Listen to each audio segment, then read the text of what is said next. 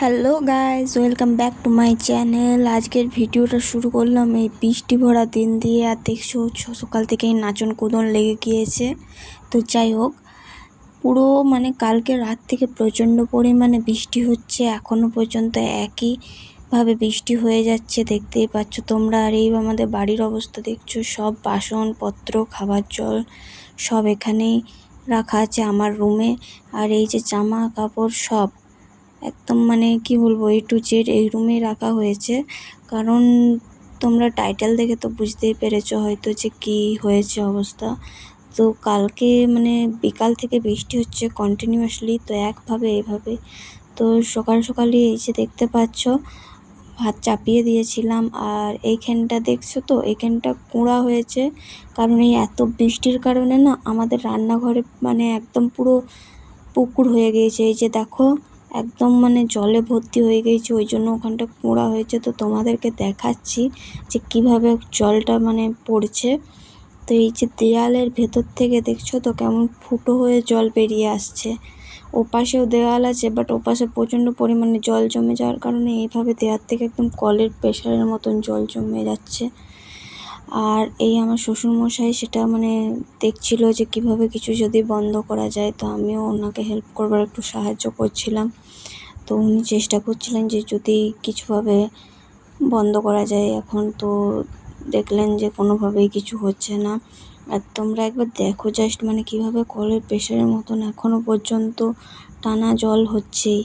আর এই যে রান্নাঘরের অবস্থা পুরো সুইমিং পুল, একদম কিছু বলার নেই। তো আরও জল ছিল, বাট ওইখানটা কুড়ে দেওয়ার কারণে জলটা অনেকটা বেরিয়ে গিয়েছিল। তো এই যে দেখতে পাচ্ছ একদম গ্যাস আরে সব জলে একদম।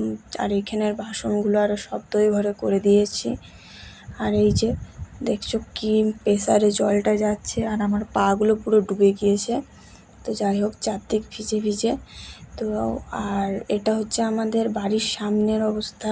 বাড়ির সামনে রাস্তার এত দূর পর্যন্ত পুরো একদম বৃষ্টিতে ভরে গিয়েছিল। আর একটু হলে আমাদের মনে হয় বাড়িতেও জল ঢুকে যেত।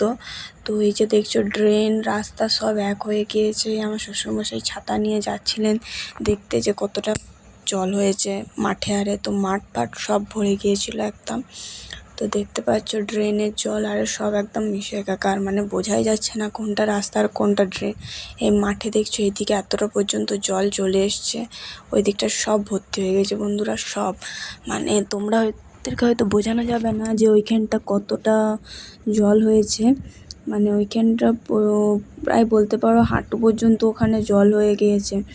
তো যাই হোক দেখো, আর একই নাগারে কন্টিনিউয়াসলি বৃষ্টি হয়েই যাচ্ছে, কি বলবো। আর এই দুটো ভাই আরে দাঁড়িয়েছিল ওখানে, তো ওরাও বৃষ্টি দেখছিল, ওরাও টেনশন করছিল যে আর একটু হলে বাড়িতে জল ঢুকে যাবে, তো কি করব। সবাই মিলে আমরা ওই চিন্তাই করছিলাম।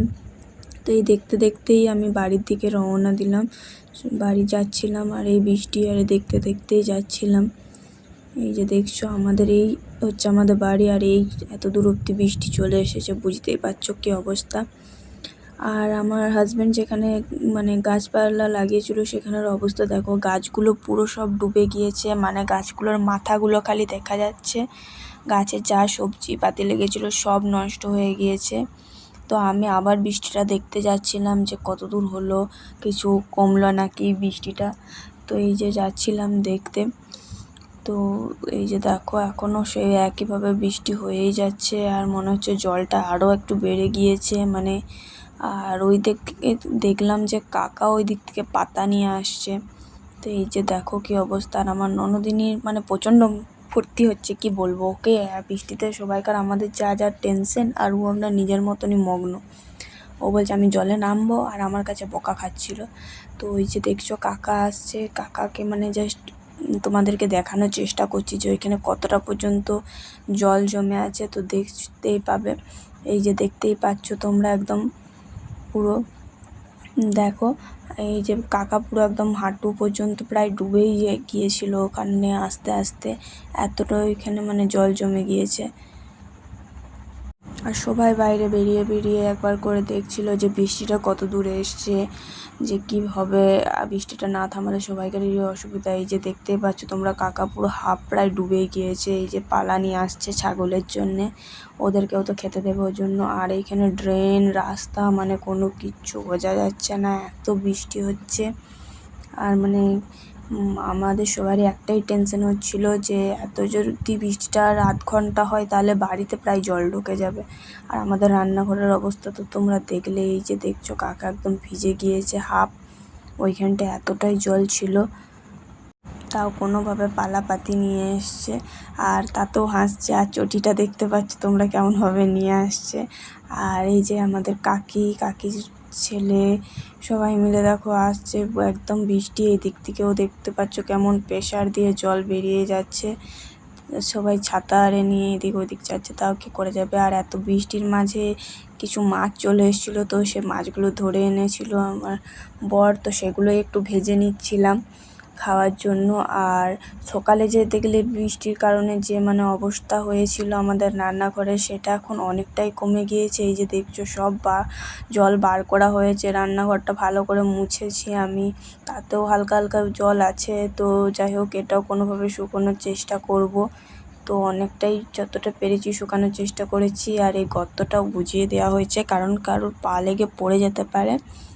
তো আর এই যে দেখছো এখন বৃষ্টি প্রায় কমে গিয়েছে, মানে অনেকটাই কমে গিয়েছে। আর একটু পরে বন্ধও হয়ে গিয়েছিল বৃষ্টি। তো বন্ধুরা, বৃষ্টি তো আমার খুবই ভালো লাগে, বাট এইরকম ইনসিডেন্টস আমার সঙ্গে প্রথমবার হয়েছে, মানে বৃষ্টিতে এমনি যে ঘরে জল ঢুকে যাওয়া। আরে তো যাই হোক, আর দেখছো চারদিকে একদম বৃষ্টিতে ভেজা। আর এখানে সব আমরা কি মানে খুঁজে পাচ্ছিলাম না কি করব একটুক্ষণ আগে, তো একটুক্ষণ পরে দেখছি এরকম। আর ওইখানে দুটো পায়রাকে বসে থাকতে দেখে আমার খুবই ভালো লেগেছিল।